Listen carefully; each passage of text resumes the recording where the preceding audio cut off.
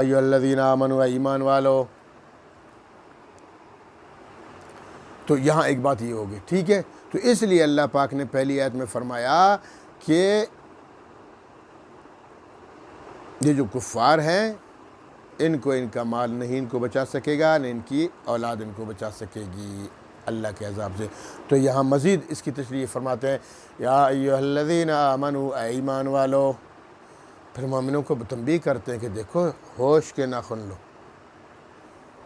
4 دن کی زندگی ہے، اس زندگی کو اللہ کے حکموں کے مطابق گزار دو، ایمان لاؤ. سب سے پہلے شرط یہ ہے کہ اللہ کی ذات پر ایمان لے آؤ، آخرت پر ایمان لے آؤ، آسمانی کتابوں پر ایمان لے آؤ، فرشتوں پر ایمان لے آؤ، اللہ کے رسولوں پر ایمان لے آؤ، تقدیر پر ایمان لے آؤ.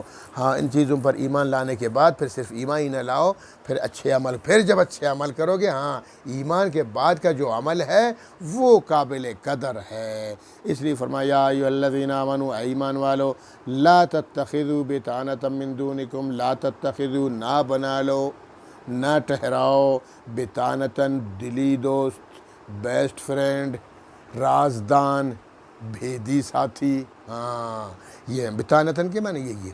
دیکھیں بطانة عربی کا لفظ ہے. بطانة اور شعار، وہ جو انسان واسکٹ پہنتا ہے، کوٹ پہنتا ہے، اور اس کا جو اندر والا جو استر ہوتا ہے، اس استر کو عربی میں بطانہ کہتے ہیں، شعار بھی کہتے ہیں. جیسے اللہ کے رسول صلی اللہ علیہ وسلم نے فرمایا الانصار شعار والناس دثار. یہ جو انصار ہیں نا، انصار المسلمین، اللہ کے رسول میں کیسے مدینہ تشریف لے گئے تو وہاں سارے انصار، انہوں نے مددگار، انہوں نے مہاجرین کی مدد کی نے. تو اللہ کے رسول کو یہ اتنے محبوب لگے، آپ صلی اللہ علیہ وسلم نے فرمایا الانصار شعار، انصار میرے شعار ہیں، انصار میرے بطانہ ہیں، انصار میرے بھیدی ہیں، انصار میرے رازدان ہیں، انصار میرے بیسٹ فرینڈ ہیں. والناس دثار، باقی لوگ میرے عام دوست ہیں، بیسٹ فرینڈ وہ ہیں. سبحان اللہ. انصار کو کیا لقب دیا اللہ کے رسول صلی اللہ علیہ وسلم نے. ہاں تو یہ یہاں بھی اللہ تعالیٰ یہی فرماتا، بطانہ اسی چیز کو کہتے ہیں کہ تم ان کو بطانہ مت بناؤ، تم ان کو شعار نہ بناؤ، تم ان کو بھیدی نہ بناؤ، تم ان سے اتنی دلی دوستی اور راز کی باتیں کفار کے ساتھ نہ کرو. ہاں اخلاقی طور پر ان سے بات ہو، تجارت کر سکتے ہو، ان کے ساتھ سب سے لین دین کر سکتے ہو، اخلاق سے پیش آ سکتے ہو، لیکن بھیدی مت بناؤ، رازدان مت بناؤ، اپنے راز ان کے سامنے اظہار مت کرو. اس لیے فرمایا یا ایھا الذین آمنوا، ایمان والو، لا تتخذوا بطانہ، نہ بناؤ، لا نہیں، تتخذوا بنا لو، بطانة بطانہ، شعار، بھیدی، دلی دوست، بیسٹ فرینڈ مت بناؤ، من دونکم، ان کے سوا،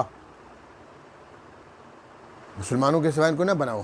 لا یألونکم خبالا، ہاں لا یألونکم خبالا، وہ کفار جو ہیں نا یہ تمہیں خبال، فساد، خرابی کہتے ہیں، وہ کسی خرابی میں کمی نہیں کرتے ہیں. کفار تمہارے لیے فساد، وہ فسادی لوگ ہیں، وہ کہتے ہیں کہ مسلمان فساد میں پڑ جائیں، مسلمان خرابی میں پڑ جائیں، مسلمانوں کو نقصان پہنچے.